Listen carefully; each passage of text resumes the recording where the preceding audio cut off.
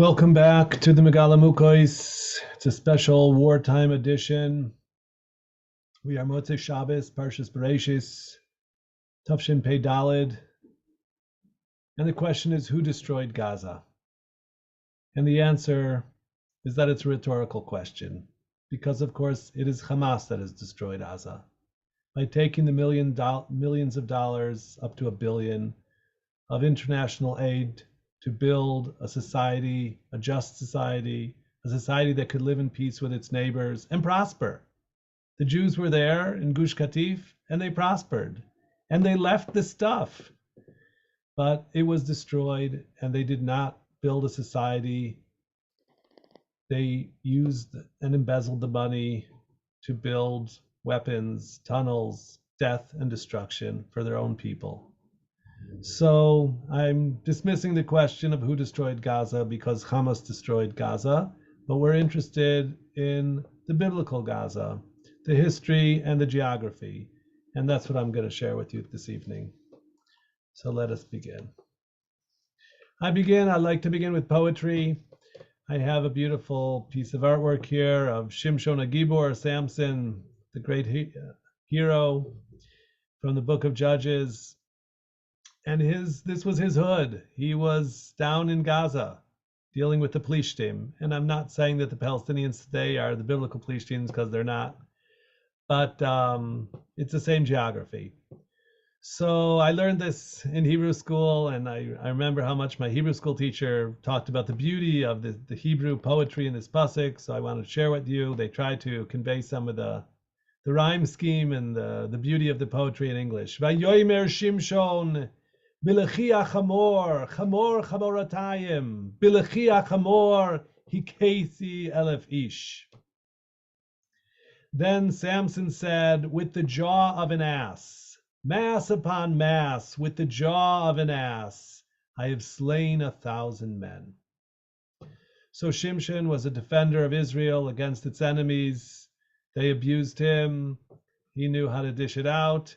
Here's a picture of the 1,000 men that he slay. And now 1,000 men in biblical times is a huge number. It's possible that it's hyperbole, but 1,000 people dead in Philistia, in Pleshet, in the time of Shimshon would be equivalent to tens of thousands today. So it should be a zchus for those wonderful Jews and others who are fighting for Israel to bring long and lasting peace. This is right now a time of war. So the zchus of Shimshon should stand for them. So let's take a look at the geography. We began last week in Parshas Bereshis. The Ramban led us to a pasuk, which is actually in Dvarim, chapter 2, verse 23. Ve'avim hayoishvim bechatzerim ad Aza, kaftoirim hayoitzim mikaftor, hishmidum v'yeshvu tachtam. So we talked about it, but I feel there was just so much more to it, and the central idea that there's this rule that if you misbehave, you will be exiled. And this is so true of the misbehavior, the criminal, murderous, rapacious regime of Hamas and their abuse of the Palestinian people, how they are now going to be destroyed utterly. And this theme of exile and destruction is in the very first pasuk of the Torah. It's the first Rashi and the first Ramban, that these are the rules of the game. And this pasuk, in explaining these rules of the game, takes Gaza as an example. So that's uncanny, that in the same week that this war was brought upon us, that Gaza is mentioned in the Meforshim on the Parsha. And so we are delving further in our research to understand who are the players. So we have Rashi here on this pasuk, which again is actually in Dvarim. And there's an unknown player called the Avim. Who are the Avim? So Rashi says, Avim mi Plishtim heim. They're one of the ancient Philistine nations. She'imahenem nechshavim b'sefer Yoshua. And we're going to take a look at the book of Joshua. to find who these people were. Shenema, Rashi quotes the verse in Joshua 16, Chameshes sarne plishtim, ha'azati, va'ashdodi, ha'ashkeloni, ha'giti, va'ekroni, va'avim. Okay, so, the pasuk says there are 5 princes of Plishtim, of the ancient Philistines, and then it lists 6. So what's going on there? So the Gemara in Chulin is going to address it, and we're going to take a look. Mipnei hashvu'a shenishba Avraham lavimelech lo yachlu Yisrael lo hitzi artzam miyadam ve'eveti aleim kaftoirim ve'ishmidum ve'yeshvu tachtam ve'achshav atem mutarim lakachta miyadam. Quoting the Gemara in Chulin. So what does it say? That Abraham made an oath to Avimelech. We're going to look at it. And because of that oath, the Jewish people live up to their promises, not like some others. And because the Jewish people were not going to destroy descendants of Avimelech, so HaKadosh Baruch Hu arranged it that a foreign nation would conquer them, and then the Jews would take it from the foreign conqueror. So to get us some clarity of, the area that's in the news, and the difference between the current Gaza Strip versus the ancient Plishtim. The Plishtim are also not clear exactly who they were. Were they the ancient Phoenicians? I'm not going to talk today about the Phoenicians, but I'm showing you here that this pasuk, which mentions Hatzerim ad Azah. So Hatzerim, we're going to see, is associated with Rafiach, which is the border between Gaza and Egypt today. Ad Azah, which is Gaza City, which is in the northern Gaza Strip. So I've circled in red what's currently the Gaza Strip. But in biblical times, there were 5 princes, city-states maybe, that were united as under the rulership of the Plishtim. And they were Azah, Gaza City, Ashdod, Ashkelon, Gat, and Ekron. Ekron is like Akron. LeBron James is from Akron, Ohio, not far from Cleveland. Gat today is where Kiryat Gat in Israel is. Ashdod and Ashkelon are, of course, thriving cities in Israel, but just south of Ashkelon is the border with the Gaza Strip. There's a beach called Zikim, which terrorists have been trying to enter Israel from that beach, and Israeli soldiers have been defending it. The Israeli Navy is powerful and has even taken captive some of the terrorists who are trying to enter Israel by sea. I wanted to show you on this map a few other things. I pointed out Ziklag, and Ziklag, that's another day we'll talk about it, but King David with his men was camped out there, and Amalekim took his wives captive, and it was a major episode, a challenge to David's leadership, but they cried and did tshuva, and God delivered the captives home safely. So we hope and pray that today the captives should come home safely. You see also Gerar, and Gerar is associated with Yitzchak Avinu. Yitzchak was living down there. Beersheba is not on this map, but it's down pretty much in the center of the south of Israel. And so between Beersheba and Hebron, these are places where Abraham and Isaac dwelled. And so Isaac was in Gerar. Avram Avinu this is where they dealt with Avimelech, Melech Plishtim. Okay, so he's coming from these seafaring peoples, coming from the Gaza Strip, essentially, and moving inland a little bit towards Gerar. And so this was always sort of the showdown, like between David and Goliath, which is from Gat. And you see there Beit Shemesh, which is like the border between Yehuda and also Dan, and the Plishtim. So not much that has changed over these thousands of years in terms of the geography. So these Kaftoirim that took over from the Avim. So who were the Kaftoirim is one of our questions. And so I did some research, and the biblical Kaftor is used in the same sense as in other languages, Kaftora, Kftar, and Kiftu, and it refers to Crete. Okay, so Crete is the most ancient of the advanced European civilizations. We think about classical Greek civilization, it really started in Crete. Crete is the largest of the Greek islands. And again, I've drawn a line here between Crete and them coming to the Gaza Strip to displace the people who were living there. Another theory or the approach of Unclis is his targum on this pasuk in Dvarim is ve'avae diyatvin b'dfiach ad aza kaputkae denafku mikaputkaaya shitsunun v'yitivu be'atrehon. So this Avi that we're dwelling, again, Rafiach ad Aza, that's the Gaza Strip.